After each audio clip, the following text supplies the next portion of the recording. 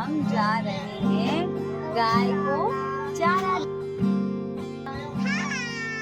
और वहाँ पे इतनी सारी गाय हैं। हेलो गाइस, तो आज का व्लॉग है 11 का। आज थी 11 और दादी को गए हुए 3 महीने हो चुके हैं, ऑलमोस्ट लगभग 3 महीने। तो 11 के हर 11 को ये लोग यहाँ पर गौशाला आते हैं और गायों को चारा वगैरह देते हैं। मैं अपने घर से ही चारा वगैरह देती हूँ, गौशाला नहीं आती हूँ। आज मैं पहली बार पापा के साथ गौशाला आई हूँ, क्योंकि मतलब मैं मम्मी के घर पे ही थी, तो पापा ने बोला तू भी चल जा। मैं यहाँ पे शिवरात्रि को ही आती हूँ अपने हस्बैंड के साथ में, और आज मैं पापा के साथ में आई हूँ। तो ये गौशाला बड़ी गौशाला है और हाँ वो ऊपर है। हाँ कुंजन तुम्हारे साथ आ चुकी है, मैं शिवरात्रि ने लाई थी।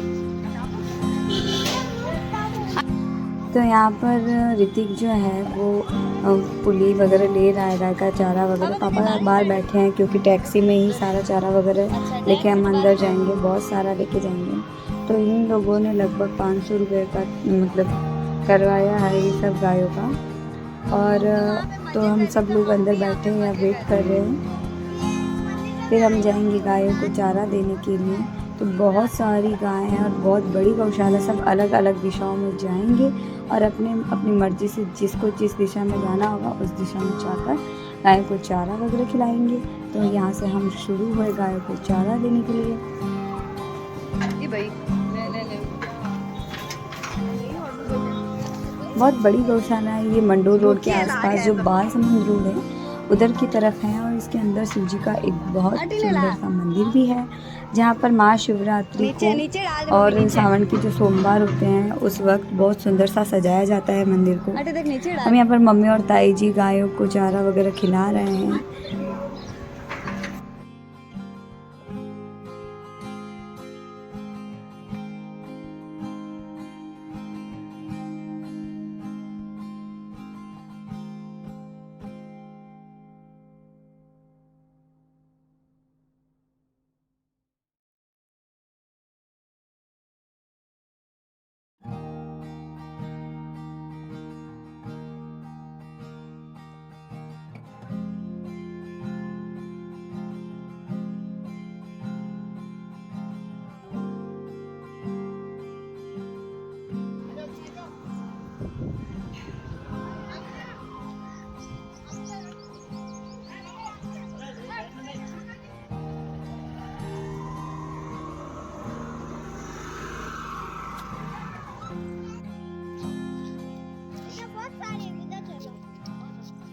एक बार रुको, हमारी बात सुनो। अंधी गाय दे दो बेटी ने।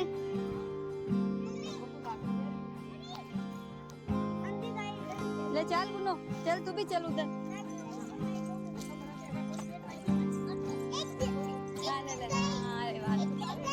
चल हाँ इतनी गाय तुझे दे दोनों दो सारा यूं।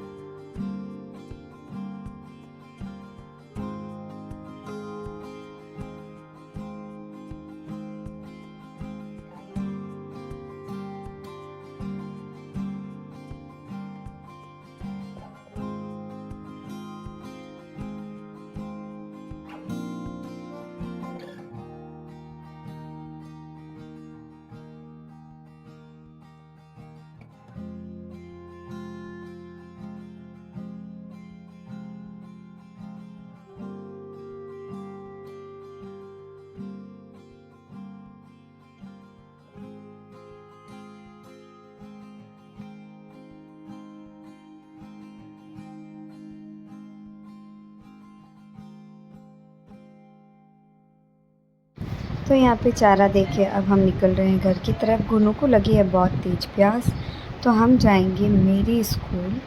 और ताई जी ने भी अभी तक स्कूल देखी नहीं है कि मैं कहाँ पे रहती हूँ, तो ताई जी भी हमारे साथ स्कूल चल रहे हैं। और गुनू को मैं बातों में लगा के रख रही हूँ, क्योंकि गुनू को जैसे ही गुनू चुप रहती है वो कहती है प्यास लगी है, तो मैं इसको बातों में उलझा रही हूँ ताकि घर आ जाए और फिर हम घर से पानी पी लें, क्योंकि रास्ते में कोई प्याऊ हमें दिख नहीं रही थी। और आज मुझे अब रेडी होके यहाँ से मैं जाऊँगी स्कूल, और स्कूल जाने के बाद रेडी होके मुझे जाना है आज पाली।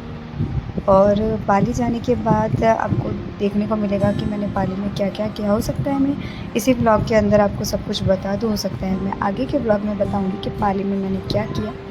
तो हम चले गए फिर घर पे फाइनली। स्कूल का ब्लॉग मैं लेना भूल गई, तो उसके बाद हम गए थे घर पे और मैं पापा से डिस्कशन कर रही हूँ। फिर यहाँ पे गुनू आ गई और गुनू बोल रही कि मैं भी पाली चलूँगी, तो मैं उसको बोल रही हूँ कि मैं आज नहीं जा रही, मैं कल जाऊँगी। वो बोल रही है कि नहीं आप आज ही जा रहे हो, तो मैं भी आपके साथ में ही चलूँगी। गुनू को आप जानते ही हो सब लोग, गुनू हमारे पड़ोस में रहती है, लेकिन एक तरह से वो फैमिली का हिस्सा हो चुकी है। वो सुबह से शाम तक हमारे घर पे ही रहती है। फिर काफ़ी टाइम के बाद मैं दोपहर में 3 बजे के आसपास पाली के लिए रवाना हो गई बस में अकेले। तो यहाँ से हमारी सवारी शुरू होती है पाली के लिए, और शाम होते होते लगभग 5:30 बजे के आसपास मैं पहुँच जाऊँगी पाली। तो रास्ते में आजकल मैं ये देख रही हूँ रोडवेज बसों में जब मेरा आना जाना शुरू हो गया है आजकल, तो मैं देखती हूँ कि आजकल चेकिंग वगैरह होती है कि कोई लोग टिकट लेके बैठे हैं कि नहीं बैठे हैं। तो ये बहुत अच्छी बात होती है कि सारे जो यात्री हैं वो टिकट लेकर ही बैठते हैं। इससे क्या होता है कि गवर्नमेंट को घाटा नहीं हो, इसके लिए ये मुहिम चलाई गई है कि जब सारे ही लोग टिकट लेके बैठते हैं तो गवर्नमेंट को घाटा रोडवेज में क्यों होता है। तो इसलिए तो आज भी चेकिंग चल रही थी। मैंने आपको पिछले व्लॉग में भी बताया था कि जब मैं सोजत से आ रही थी उस वक्त भी रोडवेज में चेकिंग चल रही थी। और फिर फाइनली हम काफ़ी मशक्क़त के बाद लगभग 1.5 घंटे के सफ़र के बाद पहुँचे पाली। मैं यहाँ पर पाली पर वेट कर रही हूँ अपने देवर जी का, क्योंकि उन्होंने कॉल किया कि भाभी जी मैं लेने आ रहा हूँ, मैं उसी रोड पे हूँ, तो मेरे देवर जी आएंगे अभी वेदू के साथ में। तो उनका ब्लॉग मैं लेना भूल गई क्योंकि रास्ते में हो रहा था ट्रैफिक। आज यहाँ पर है शायद कोई जयंती, परशुराम महादेव की जयंती है, तो रास्ते में बहुत भीड़ थी। तो काफ़ी देर तक भीड़ में रैली चल रही थी। उसके बाद हम फाइनली पहुँचे घर की तरफ।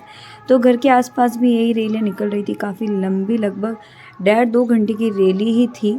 तो उसके बाद हम पहुंच चुके थे रैली, और मैंने देखा कि भाई रैली बहुत लंबी थी, जिसमें से मैंने आधी व्लॉगिंग की है रैली की, आधी नहीं की है।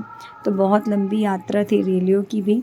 तो यहाँ पर देख सकते हो आप कि कितनी बड़ी यात्रा निकाली जा रही है परशुराम महादेव जी की जयंती के उपलक्ष्य में।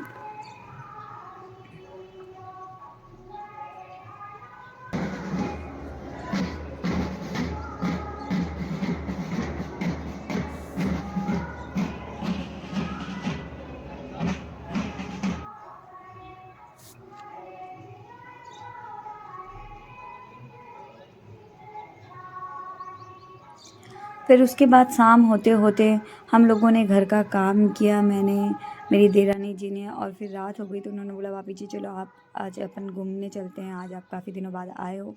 तो उन्होंने मुझे बुलाया था, मैंने बोला था मैं नहीं आऊँगी, मेरी तबीयत ठीक नहीं है। तो उन्होंने बोला आप आ जाओ, मैं आपसे कुछ काम नहीं करवाऊँगी। तो आज मैंने कुछ काम नहीं किया, फिर हम घूमने चले गए। उम्मीद है कि आपको ये व्लॉग अच्छा लगा होगा, तो प्लीज़ लाइक और कमेंट करना ना भूलें। इसके आगे क्या हुआ वो मैं आपको अगले व्लॉग में बताऊँगी। Thank you.